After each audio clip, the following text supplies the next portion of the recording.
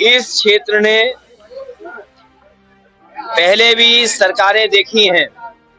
जो आज बिजली का इंतजाम जो बेहतर दिखाई दे रहा है, जो फीडर सेपरेशन का काम है, वो समाजवादियों की सरकार के समय के फैसले हैं, जिसका परिणाम ये है कि किसान को और शहर में या शहरी आबादी में जो लोग रह रहे हैं उन्हें पर्याप्त बिजली समय से दे पा रहे हैं। यहाँ के चीनी मिलों के और खासकर गन्ने के किसानों की कीमत हमेशा समाजवादियों ने बढ़ाई। मोरना चीनी मिल की कैपेसिटी बढ़े, सरकार बोल के तो चली गई, लेकिन मोरना चीनी मिल की कैपेसिटी कैसे बढ़ेगी उसके बजट के लिए इंतजाम कोई नहीं किया। लेकिन समाजवादी पार्टी जीतेगी, सदन में अभी आवाज उठाएगी, सरकार को घेरेगी और सरकार बनने पर कैपेसिटी जैसे कई चीनी मिलों की क्षमता बढ़ाई थी उस हिसाब से बढ़ा करके करेंगे और किसान के सामने कभी भी पेमेंट का संकट ना हो, वो मैकेनिज्म, वो व्यवस्था, वो पॉलिसी बनाने का काम करेंगे जिससे सरकार, चीनी मिल और हमारे किसान के सामने कभी संकट पैदा ना हो। लोग तो ये भी कहते थे कि गंगा की धारा लेकर के आएंगे।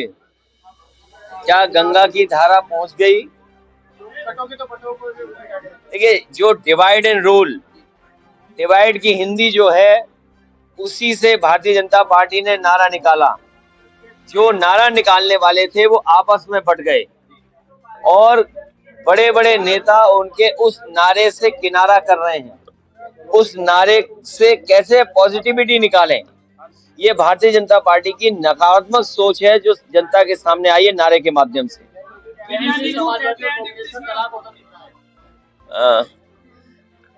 उनके बारे में इसलिए नहीं बोलना है, समाजवादियों से मलाई खा करके गए हैं। जो बच्चों की जान गई दुखद है और दुखद इसलिए है कि सरकार की लापरवाही की वजह से बच्चों की जान गई है और सरकार को अभी भी चिंता नहीं इस बात की कि बच्चों की जान चली गई है। वो अभी भी जो फैसले लेने चाहिए, जो दोषी उनके खिलाफ कार्रवाई नहीं कर रही। हमारे मुख्यमंत्री जी प्रचार में व्यस्त हैं, प्रचार कर रहे हैं, लेकिन जिस तरीके से स्वास्थ्य व्यवस्थाओं को बेहतर करना था वो नहीं कर पा रहे। पूरे प्रदेश की स्वास्थ्य व्यवस्थाएं खराब कर दी सरकार ने। जो एम्बुलेंस से लेकर के दवाई इलाज का इंतजाम सरकारी अस्पताल में होना चाहिए था वो नहीं हो पा रहा है।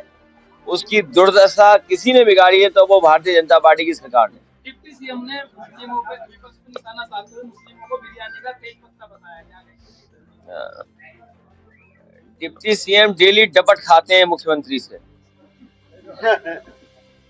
जो ये डिप्टी सीएम हैं डेली डपट खाते हैं और उनका कुछ है भी नहीं इंतजाम वहां पर। वो एक सीएमओ को हटा नहीं सकते, एक डॉक्टर के खिलाफ कार्रवाई नहीं कर सकते। आपको याद होगा मोबाइल पीछे पीछे चलता था, वो आगे आगे चलते थे, छापा मारते थे, कभी किसी पे कार्रवाई कर पाए?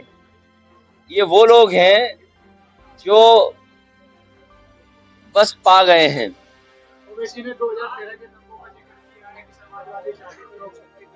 समाजवादी पार्टी हमेशा भाईचारा बना रहे, भाईचारा के पक्ष में है। ओवैसी ने बोला है कि अखिलेश यादव अपने परिवार का आरक्षण बढ़ाते हैं कि अपने परिवार के लोगों को चुनाव लड़वाते हैं। आखिरकार सबको घबराहट समाजवादी पार्टी की पीडीए के नारे से क्यों है? पीडीए से डरे हुए लोग हैं ये। और आपके मुख्यमंत्री जी जब से पीडीए की ताकत को देखें वो न केवल डरे हुए दिखाई देते हैं बल्कि हिले हुए भी दिखाई देते हैं, घबराए हुए दिखाई देते हैं।